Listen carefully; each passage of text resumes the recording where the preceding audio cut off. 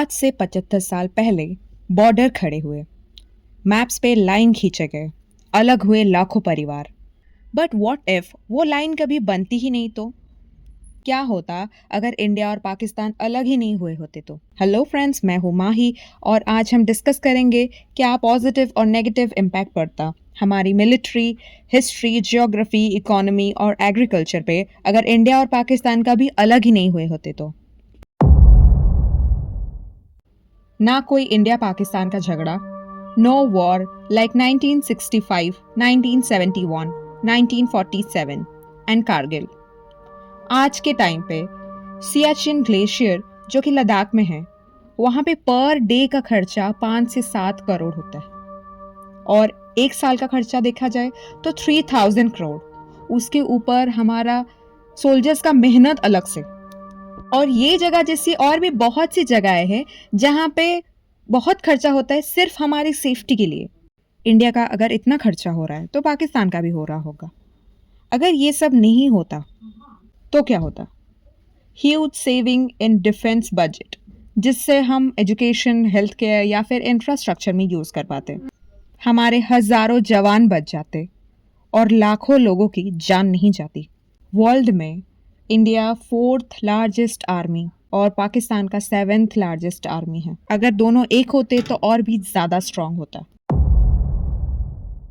तक्षशिला जो कि वैदिक पीरियड में बना था, जहाँ पे आचार्य चाणक्य जो अर्थशास्त्र के रचयिता है और पाणिनि जैसे महान लोग कभी मेडिसिन, पॉलिटिक्स, इकोनॉमी, फिलॉसफी जैसे सब्जेक्ट्स पढ़ाया करते थे। पूरी दुनिया से आते थे लोग वहाँ पढ़ने के लिए।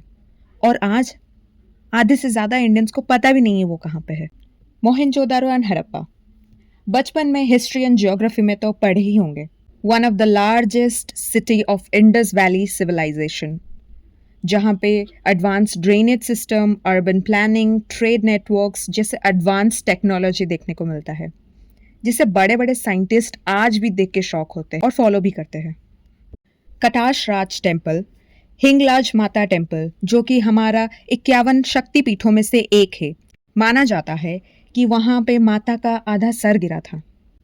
और भी पता नहीं कई मंदिर और आर्किटेक्ट के साथ साथ बहुत सारे इंडियन हिस्ट्री जो अभी पाकिस्तान में मौजूद है।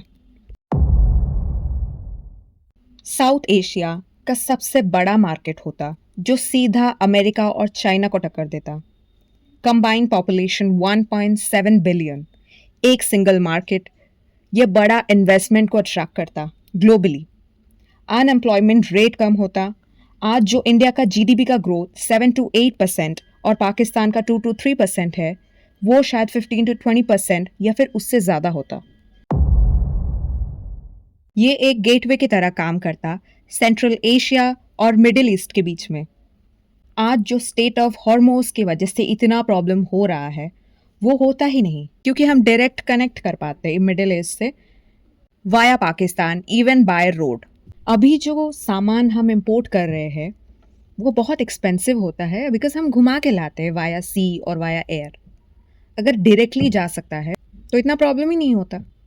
अंडरग्राउंड पाइप से हम डायरेक्ट एलएनजी इंपोर्ट कर सकते हैं via Pakistan from middle east, और सेंट्रल एशिया को कनेक्ट करना और भी ज़्यादा इजी होता क्योंकि वहाँ पे लिथियम जैसे और भी नेचुरल रिसोर्सेस है जिसे हम डायरेक्ट एक्सेस कर पाते for trading and tourism purpose as well. ये हमारा सबसे बड़ा स्ट्रेंथ होता, पानी, ज़मीन और बाजार, ये सब मिलके एक नया ताकत बनाते। अगर डिवीजन नहीं हुआ होता तो हम दुनिया के सबसे बड़े फूड सुपर पावर बन सकते थे। यूनिफाइड एग्रीकल्चरल सिस्टम से पूरा देश एक ही एग्रीकल्चर टेक्निक यूज़ करता।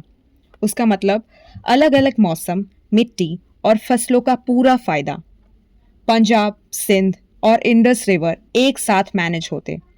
सिंधु, गंगा और ब्रह्मपुत्र के पानी को सही तरीके से मैनेज किया जा सकता था। और इसका फ़ायदा क्या होता? सूखे इलाकों में पानी की कमी नहीं होती, साल भर खेती पॉसिबल हो पाती, किसानों का इनकम बढ़ता। भारत में चावल, चाय, मसाला और पाकिस्तान की गेहूं, कपास और फल मिलकर बनाते।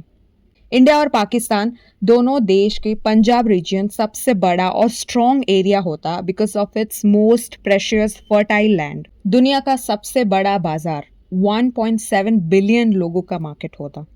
इसका असर किसानों को सही दाम मिलता, लॉस में जाने का चांसेस कम होते। इंडिया कल्चरली बहुत ज़्यादा डाइवर्स है। अगर दोनों एक ही होते और भी ज़्यादा डाइवर्स होता। बहुत सारे cultural dance and songs like Odissi, Bihu, Kathak, classical ragas, ये सबको वर्ल्ड वाइड रिकॉग्नाइजेशन मिला है। वैसे ही सूफी और गालिब को भी मिलता। कभी इंडिया को पूरी दुनिया से पढ़ने आते थे लाखों लोग, और आज इंडिया का लिटरेसी रेट 80% और पाकिस्तान का लिटरेसी रेट 60% है। ये सब पॉजिटिव बात के साथ साथ नेगेटिव बातें भी है, जैसे कि हिंदूज का रेशियो ज़्यादा होने की वजह से मुस्लिम शायद अपना एक सरकार चाहते जो ऑलरेडी हिस्ट्री में हो चुका है, वो अलग से शायद रिजर्वेशन चाहते। अपार्ट फ्रॉम नेगेटिव इम्पैक्ट, ये सब एक हाइपोथेटिकल पर्सपेक्टिव है मेरी, जो मैंने आपके साथ शेयर किया। वीडियो पसंद आए तो लाइक करें, कमेंट करें अपना opinion and subscribe to my channel for more videos.